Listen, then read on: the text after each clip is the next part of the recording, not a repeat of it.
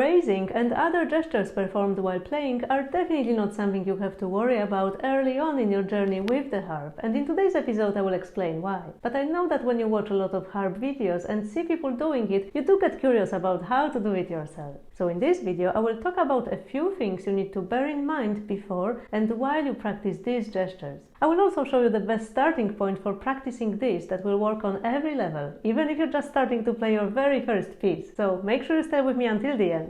Before we discuss the practicalities, I'd like to talk about the reasons for raising that you may have heard being mentioned. You may have heard that we should raise after making the sound in order to relax our body and release the tension. Today, I'd like to bring your attention to something much more important that needs to happen before raising so that you can truly relax. Let's look more closely at what happens when you're plucking a string. There are three elements that come into play here, and they all come rather quickly one after another. 1. You gently press on a string. 2. While plucking, you close your fingers into the palm of your hand. And 3. As soon as they touch the palm, you let go of them. One more time. Gently pressing on a string, fingers go into the palm, let go.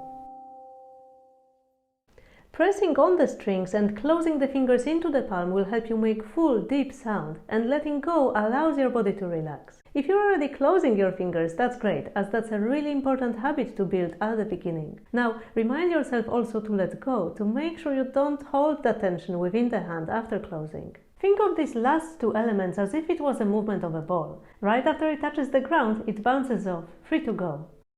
Because this movement happens in a rather small area just within the palm of your hand, it's sometimes harder to spot and gets overlooked. But I believe it is so important to start with learning to relax your fingers right there where the sound is made before you try bigger gestures. Otherwise, you may end up pulling your arm away while your hand is still tense. You may think you're being relaxed, but that part is still holding a lot of tension.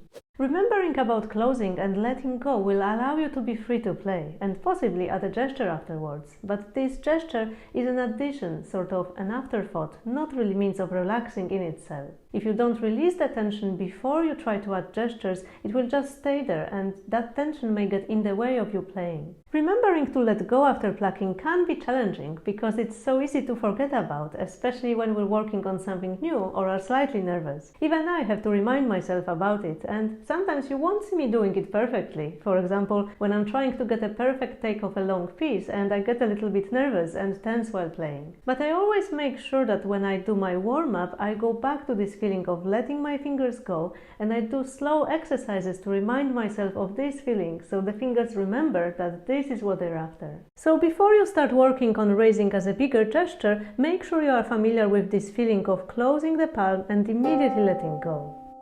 Now, you may see my hand moving a little while doing this, especially around the wrist, but in fact you really don't need to do anything extra. All you need to do is allow your hands to relax, and the movement will follow naturally. If there's one thing you take from this episode, I'd like you to remember this. Relaxation and release of tension happen through doing less, not more.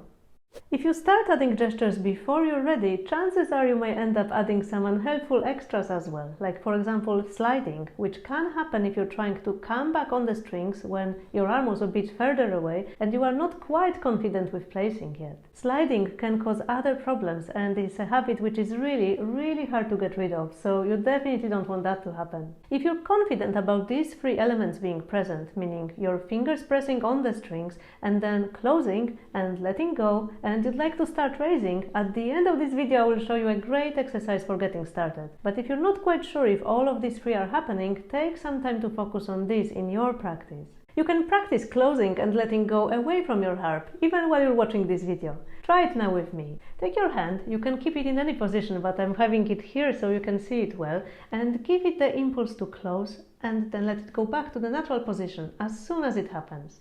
Observe how it happens, and also feel what it's like to let your hand go immediately after closing. If you haven't done that before, or if your body is quite tense, it may feel a bit strange when you're at the harp, or you may feel like not much is happening, and in that case I recommend that you have a look at one of my earlier videos where I talk about more ways of reducing tension, including Alexander technique. This does require some patience and time, so be kind to yourself and remain aware of your body. You will start feeling the difference with time.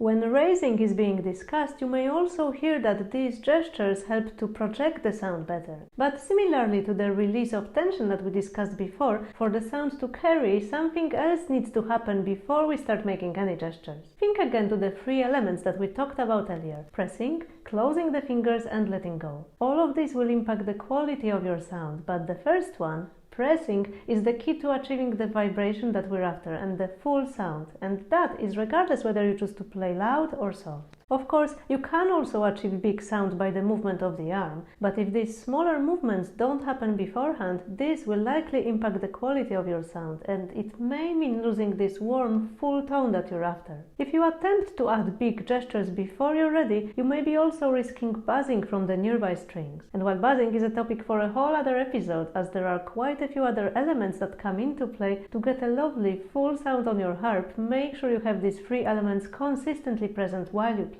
So, before adding big gestures, check that you can press on the strings, close the fingers, and last but not least, let go right after the movement. And yes, I do realize that what I'm telling you now sounds like tons of extra work before you can even think about raising. So I want to assure you, we will get to practice raising today. And the exercise that I'll show you will allow you to keep practicing all these other elements that I mentioned. So do stay with me, because I need to tell you about one last thing you need to be aware of when it comes to raising and phrasing. Another explanation that you may have heard as for the reason why we should raise is that these gestures help with phrasing, or in other words, they allow music to breathe, and I totally agree with this. However, these elements belong to the final stages of working on a piece. It's like the icing on a cake. If you start adding it before the base is fully baked, it will likely not end up very well. So before you start working on how you would like your hands to flow to communicate things like phrasing, timing, or mood, you need to make sure that your hands know where they need to go next. If your hands are not super clear about what they're doing, you may end up miles away from where you need to be and delay the arrival back on the strings. This often results in pieces sounding choppy, and we all know how frustrating that is. And it's a real shame if it ends up this way, especially if your next group of notes is really close to where you've played before. So before you start adding gestures, make sure that your hands can get to the next group of strings well ahead of time. We often tend to underestimate how long does it take to find where we need to place our fingers, especially when we play hands together. So make sure you can place as soon as you come off from the previous group, and if you remember to close your fingers and let go as soon as they touch the palm, they will stay relaxed. Practicing early placing ensures that when you move on to practicing raising, your hands will go in the right direction while you're performing the gesture. Adding gestures before you're ready may be actually detrimental to your sound. If you're making a big floating gesture and try to get ready for the next group, but your fingers are not really confident about where they go next, their placing may become hesitant and then generate some buzzes. So make sure you're well in control of your placing to avoid this extra noise and extra work for you. As promised, now I'll show you how to get started with raising in a safe way, so that you can continue to work on the other aspects we talked about today, but at the same time you add more grace and elegance to your pieces, where raising gestures make the biggest difference at the end of a piece. These final sections, and to be more precise, the final bars, are one of the most important moments. What you do there often leaves a lasting impression on your listeners, and the way you do this also reassures them about when it is okay to clap and appreciate your performance. And it is also one of the easiest sections when it comes to practicing raising, because you don't need to worry about getting back to the right strings anymore. All you need to do is put your palms back on the strings. So, you can start by playing the very last note or chord of a piece. For example, the last chord of my arrangement of The Water is Wide is this chord.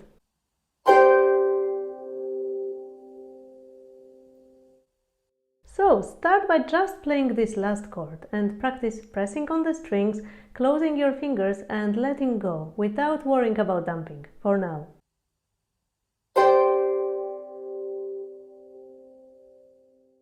Once you're confident about that, we're going to add some counting, as damping rhythmically will help you find the right speed for your gestures. The time signature for this piece is 4-4, which means we count in 4. As we play this last chord, we say 1, let it last throughout 2, 3, 4, and place our hands on the strings as we're saying 1 again, because you want to make sure that you allow the sound to ring throughout the 4th beat too.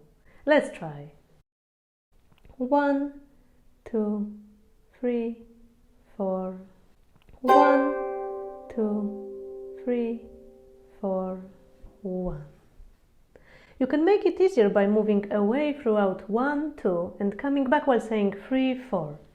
We're not really stopping at any point, apart from damping at the end, but because we're moving slowly, we can stay in control and make a nice round gesture so the movement is as fluent as possible. Let's try. 1, 2, 3, 4. 1, 2, 3, 4, 1.